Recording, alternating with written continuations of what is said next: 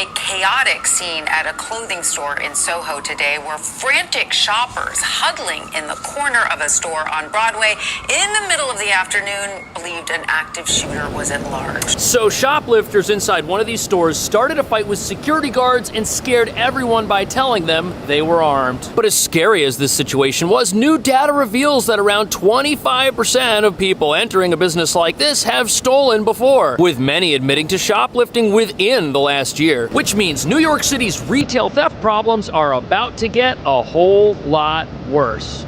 Security video shows the robbers barge into the one-off design clothing store in Queens. I just didn't want to move. I didn't want to make no sudden moves. I would make no mistakes, you know what I mean? The videos caught by store security cameras are alarming. Smash and grabs occurring across the country. On a sunny, crowded Saturday in Soho, first responders rushed to Broadway just after 3 in the afternoon as customers inside the fashion retail store thought the worst. That's definitely where everybody's head went.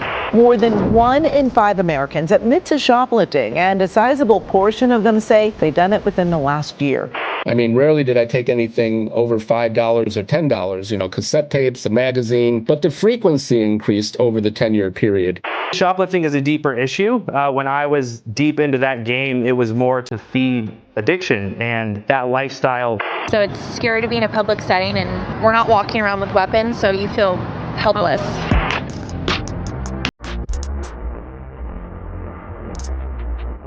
So New York is now mandating panic buttons to protect people from not-so-peaceful shoplifters. But this totally misses the real problem, because critics say our shoplifting surge is the byproduct of people taking what doesn't belong to them in a consequences-free environment. And speaking of consequences, no arrests have been made in that botched robbery at Zara. Which means the thieves who went after security guards and frightened everyone are still out there walking the streets of this city, like most of our shoplifters who don't go to jail when they steal under $1,000 worth of items. And this revolving door justice system has been an absolute disaster for our state, which now boasts $4.4 billion in economic losses every single year from theft. But now the problem of shoplifting is about to get even worse, because 25% of Americans who've stolen in the past admitted to doing it again within the past 12 months. And that includes people in parts of the country that actually punish theft, which is bad news for New York, because the fact that our criminals always get released has businesses citywide on edge, because when the door to their store opens, they have no idea if the person walking in has plans to pay for things or to take them by force. Which brings us to the real reason why theft in this city is now so out of hand. Shoplifting's been a growing problem over the last 2 to 3 years, but instead of stopping it, our leaders have allowed it to grow. Which is too bad, because after decriminalizing theft in 2020, crime rose almost immediately here in the city. Yet the criminal sympathizer crowd told us our decriminalization laws needed time to start working. But if you ask the security guards at any of the stores around here, they'll tell you the laws are working all right, if their goal is to make shopping more dangerous.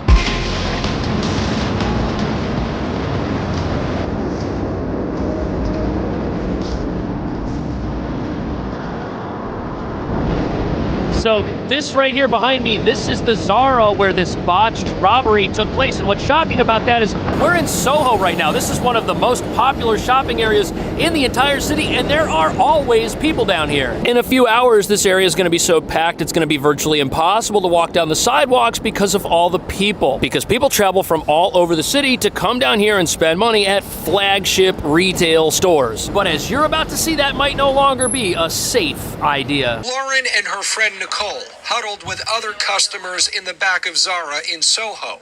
Their day of shopping turned into a day of panic.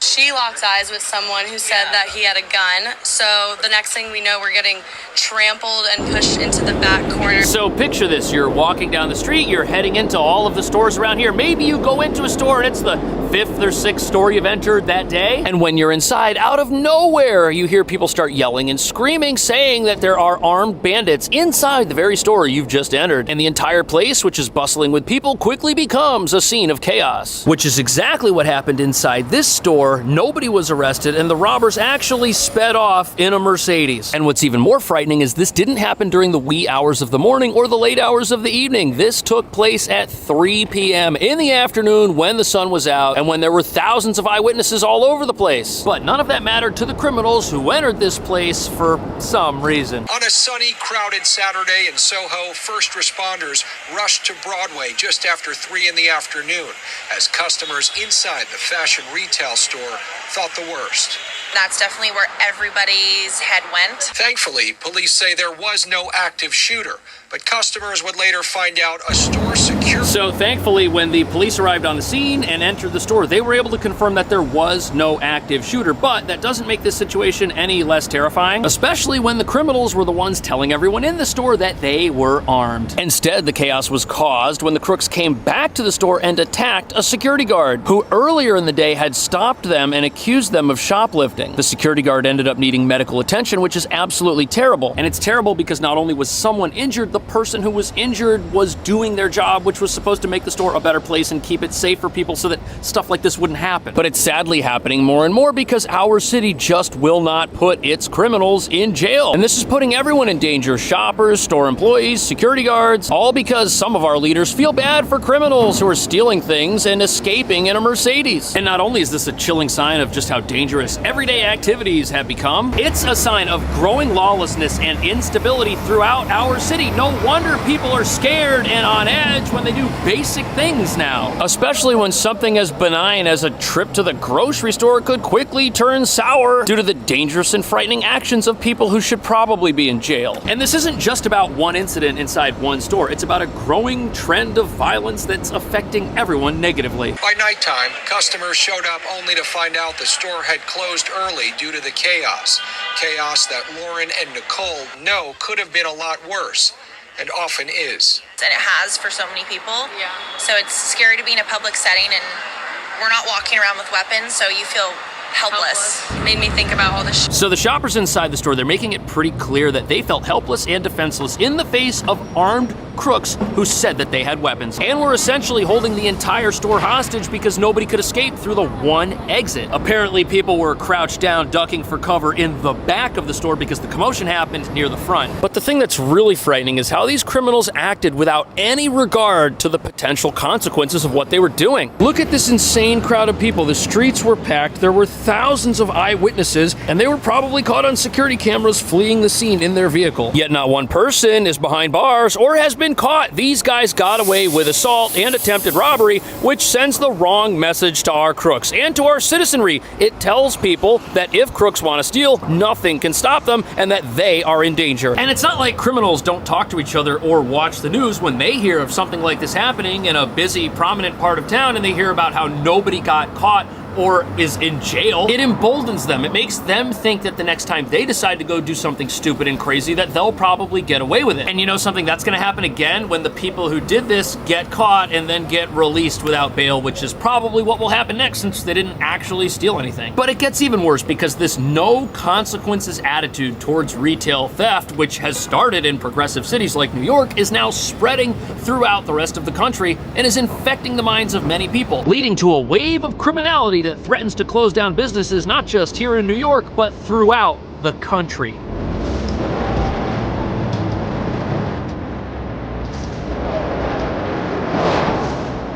So there are a lot of shuttered stores here in this same part of town where that robbery took place. And new studies reveal that shoplifting is becoming a huge problem because now 1 in 5 Americans throughout the country admit to stealing things, with a sizable number of those people admitting to doing it within the last year. We've all seen the shocking videos, smash and grab robberies, thieves taking hundreds, even thousands in merchandise.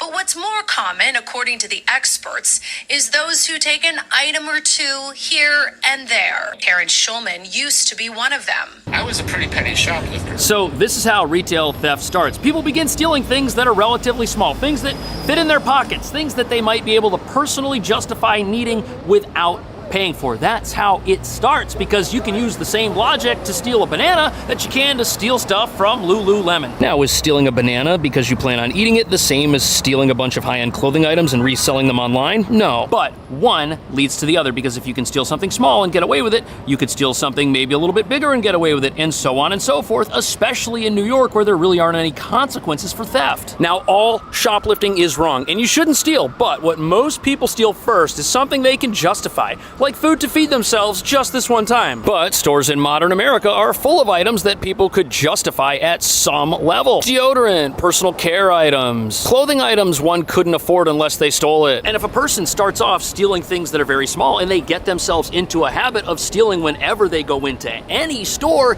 and they keep it a secret and they don't tell anybody, deep down that habit is going to grow, control their lives, and create a massive problem, the same massive problem that we're now seeing throughout this country. Shulman started stealing in his teens and only sought help after he was arrested while in law school, once for taking a music cassette and the other for walking out with some champagne under his coat. And I kept my shoplifting a secret for about a decade. And finally I was ready, You know why this is so much worse in New York? That bottom that this gentleman says that he hit, that might not happen to somebody until they steal thousands of dollars worth of items. And with shoplifters getting released on their 5th, 6th, 7th, 8th offense, it certainly doesn't happen when they take stuff from any of the stores we're seeing down here. Not punishing petty crime lowers the level to which someone's gonna have to sink in order to realize that they're making a big mistake. And we know that's a problem because in New York, studies show that 30% of our thefts are committed by a very small minority of people who are just in the hundreds. These are people who steal things over and over again, yet never face justice and never see a reason to change their behavior. Now, are 300-ish people a majority? Absolutely not. And criminal sympathizers will say, see, this really isn't a big deal because it's not that many people. But this is a growing number of people, and the more people who get into the habit of stealing, the higher that number is gonna get. Don't you see a problem here? We've got a ticking time bomb on our hands, and we don't want to defuse it by having a justice and legal system that intervenes in someone's life at the right moment to stop them from ruining society. And at Zara, we saw exactly what this turns into, because people attacking security guards who accuse them of stealing, they didn't learn that behavior by accident. No, they built up to that. That took work to get to that level of criminality where you do something like that, attack someone in the middle of Soho on a busy afternoon. Not to mention, people behaving like that, driving a Mercedes-Benz, are past the point of needing to steal bananas and apples to feed themselves. And not only should it be obvious that this type of behavior would be much less common if jail time for crime were more popular, that's not something we're interested in. After all, we've decriminalized this type of crime, and even though it looks like it's not working, proponents of doing that say, oh, we just need to give it more time so that it has time to work. I mean, it's been 4 years since we did this, and crime is worse now at our stores than it's ever been. For years, the National Association of Shoplifting Prevention placed the number of shoplifters in America as 1 in 10. But a recent study by Lending Tree put that figure at more than 1 in 5. The items most commonly taken are essentials, not indulgences. Things like food and non-alcoholic drinks. Wow, this perfectly explains what's going on, because even though most of the people stealing are stealing to do things like feed themselves, they then graduate to stealing things that they don't necessarily need to survive at all. And according to the report we just saw, 40% of what's getting stolen isn't even edible, which means it's got to either be worn or used by the person who stole it, or worse, resold as part of someone's growing retail theft empire. And when you've got people stealing from stores in Soho driving off in a Mercedes, again, they're not doing it to get something to eat. Whatever they're taking is gonna wind up on the internet for sale somewhere. And this jacks up the cost of virtually everything for everyone, not just in pricey boutiques like what you see down here, but also when you go to the grocery store. If you go to the grocery store and you try to buy something which is frequently stolen, the store's gonna have to charge money for it. More money than what you'd normally have to pay, because the store needs to stay open or nobody's gonna have anything to eat. Which means that while crooks are cruising around living the high life with all this extra money they've got from stealing, they're actually stealing from the rest of us when we shop at the grocery store or when we try to buy clothes the right way just so they can have nice things. And that's got critics saying realizing that the predictable results of decriminalizing crime aren't that the innocent are no longer in jail. No, it's that the innocent are now victims of that crime. Schulman cautions taking an item without paying for it occasionally